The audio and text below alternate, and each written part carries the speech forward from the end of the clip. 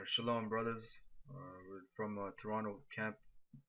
All right, we give praises to Yahweh Bashem, Yahushai, and double honors to the elders, great millstone, and honors to the elect.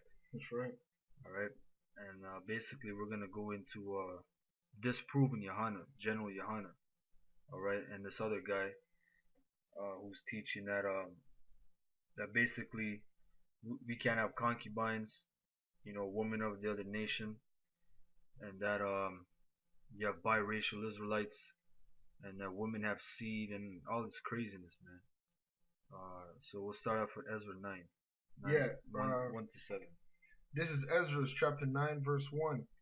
Now, when these things were done, the princes came to me, saying, the people of Israel and the priests and the Levites have not separated themselves from the people of the lands, doing according to their abominations, even of the Canaanites, the Hittites, the Perizzites, the Jebusites, the Ammonites, the Moabites, the Egyptians, and the Amorites, for they have taken of their daughters for themselves and for their sons, so that the holy seed have mingled themselves with the people of those lands.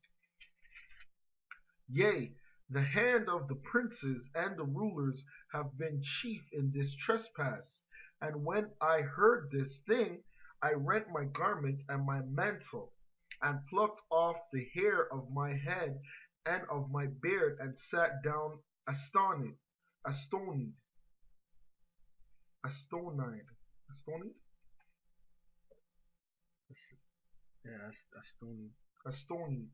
Then were assembled unto me every one that trembled at the words of Yahweh of Israel, because of the transgression of those that had been carried away.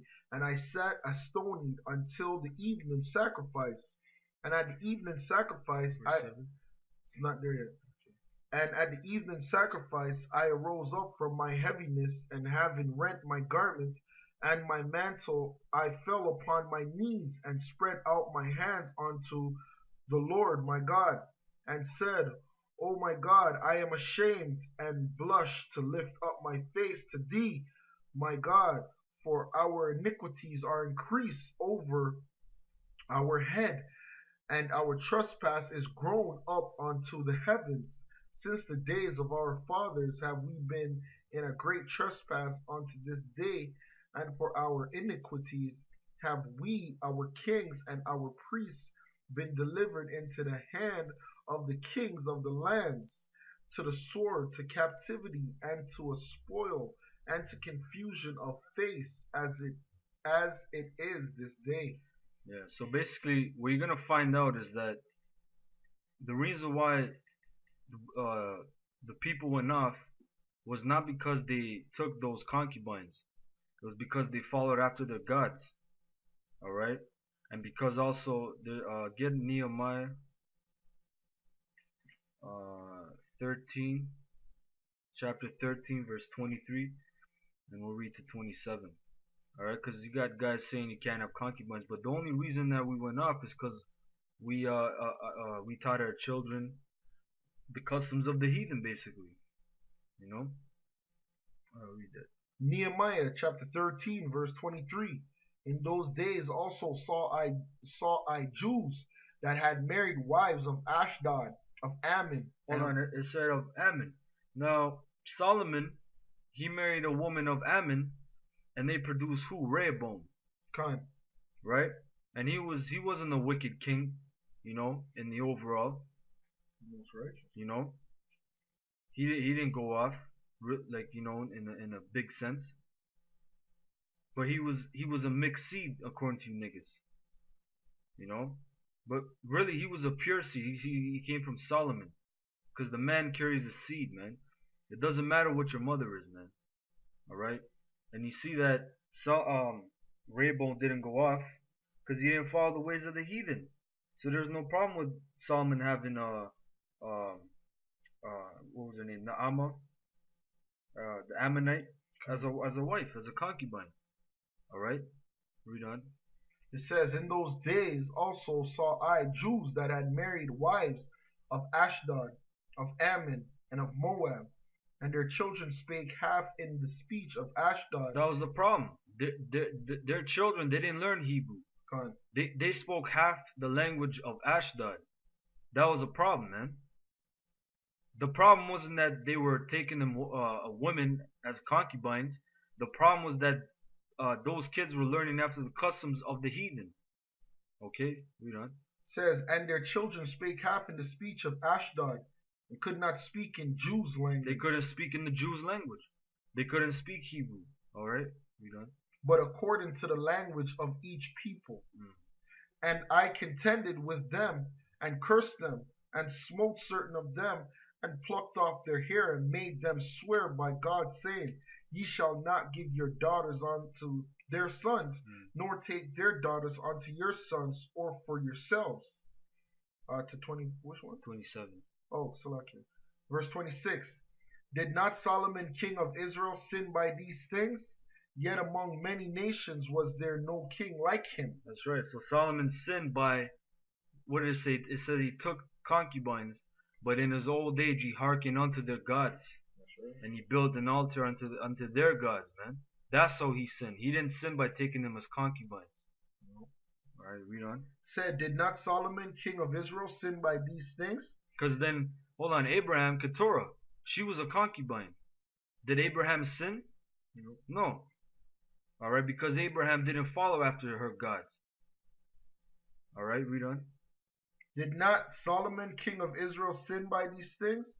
Yet among many nations was there no king like him, who was beloved of his God, and God made him king over all Israel. Nevertheless, even him did outlandish women cause to sin.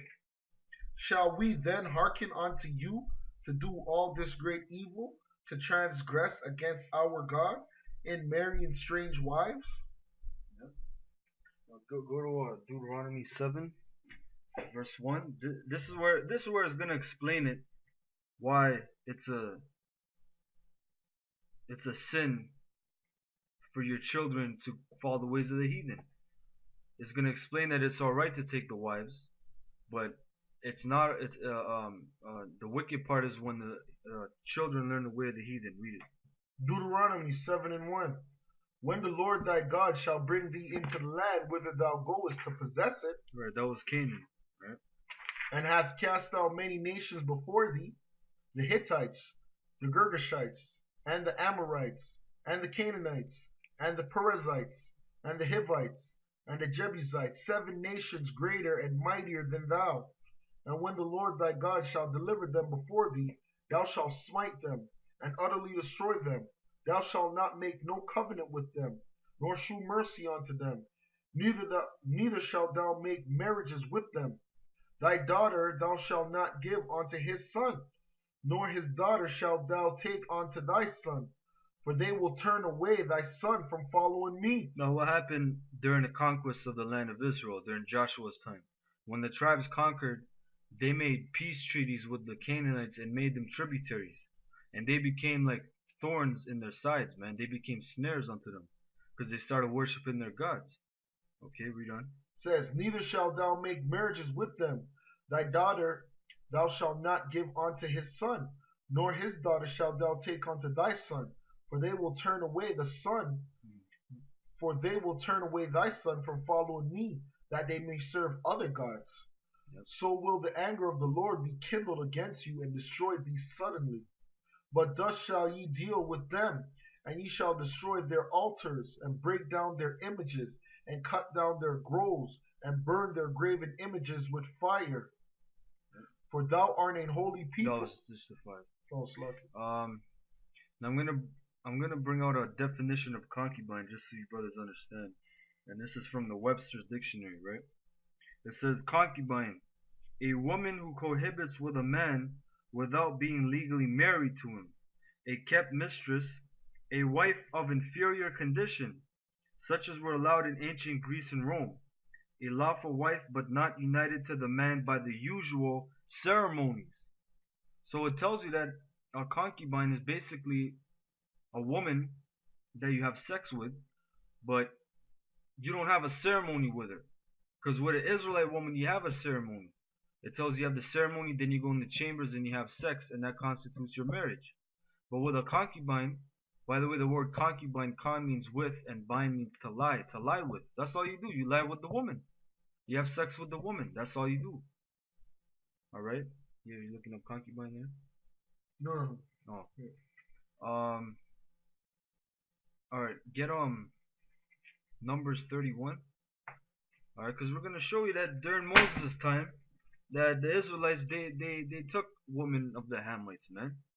When they went to conquer when they fought against the Hamites and the other nations. All right. 31 verse 1. Yeah, to 18.